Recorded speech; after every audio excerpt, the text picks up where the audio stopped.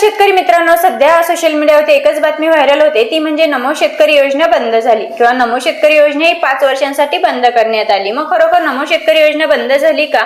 सध्या जे पावसाळी अधिवेशन चालू आहे, या पावसाळी अधिवेशनामध्ये नमो शेतकरी योजनेसंदर्भात काही महत्त्वपूर्ण असे निर्णय घेण्यात आलेले आहेत। तर ही संपूर्ण माहिती आपण या व्हिडिओच्या माध्यमातून जाणून घेणार आहोत, त्यामुळे व्हिडिओ कुठेही स्किप न करता व्हिडिओ संपूर्ण पहा। तर शेतकरी मित्रांनो, त्या अगोदर आपण थोडीशी पार्श्वभूमी जाणून घेऊया। जसं की पीक विमा योजना आहे आणि सध्या पावसाळी अधिवेशन सुरू आहे। संपूर्ण शेतकरी बांधवांची एकच अपेक्षा होती की या पावसाळी अधिवेशनामध्ये पीक विमा संदर्भात महत्त्वपूर्ण असे निर्णय घेतले जातील।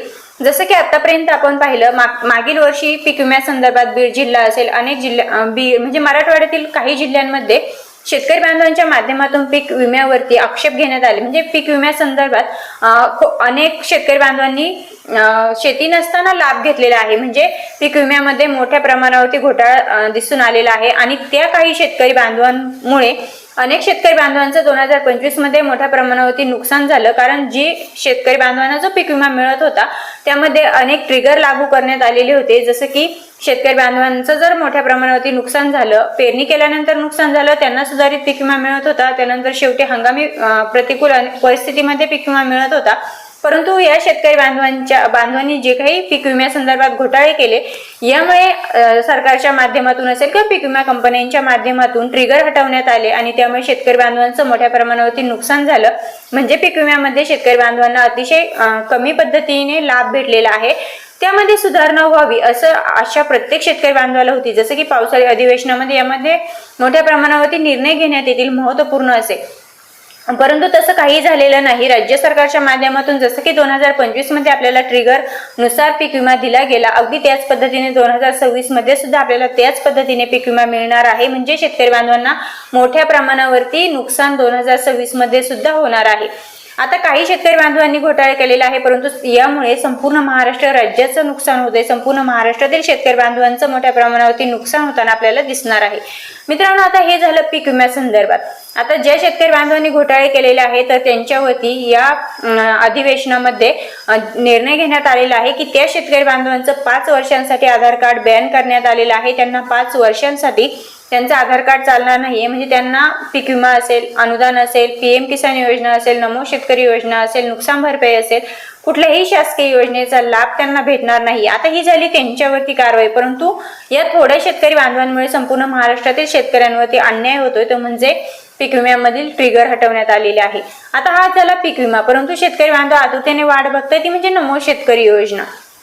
मग आता खरोखर नमो शेतकरी योजना ही बंद झाली का? तर शेतकरी मित्रांनो, नमो शेतकरी योजना ही बंद झालेली नाही। म्हणजे अद्याप तरी सरकारच्या माध्यमातून असं कुठलाही अधिकृत अपडेट आलेलं नाही की नमो शेतकरी योजना ही बंद झालेली आहे। ही योजना चालू आहे, परंतु प्रॉब्लेम हा आहे की शेतकरी बांधवांना नमो शेतकरी योजनेचा हप्ता वेळेवरती भेटत नाही। आता राज्य सरकारच्या माध्यमातून ज्या काही शेतकरी बांधवांना योजना दिल्या जातात त्यामध्ये अटी तर एवढ्या घातल्या जातात, परंतु ज्यावेळेस शेतकरी बांधवांना त्याचा लाभ वेळेत मिळणं आवश्यक असतं त्यावेळेस मात्र सरकार मागे हटतं आणि शेतकरी बांधवांना त्याचा योग्य वेळेत योग्य लाभ देत नाहीये।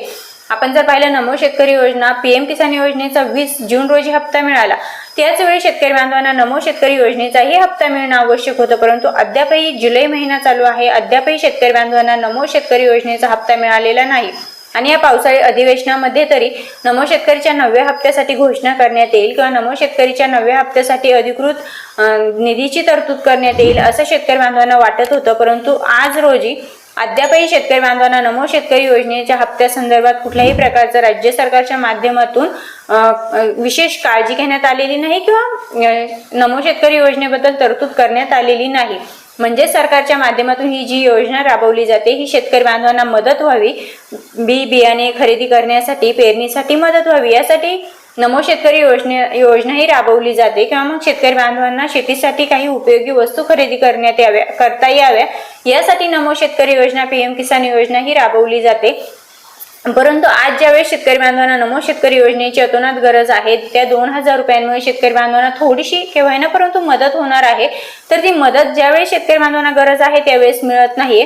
आज जर पाहिलं जुलै महिना सुरू झालेला आहे, अद्यापही कुठल्याही प्रकारे नमो शेतकरी योजनेच्या हप्त्या संदर्भात माहिती येत नाहीये.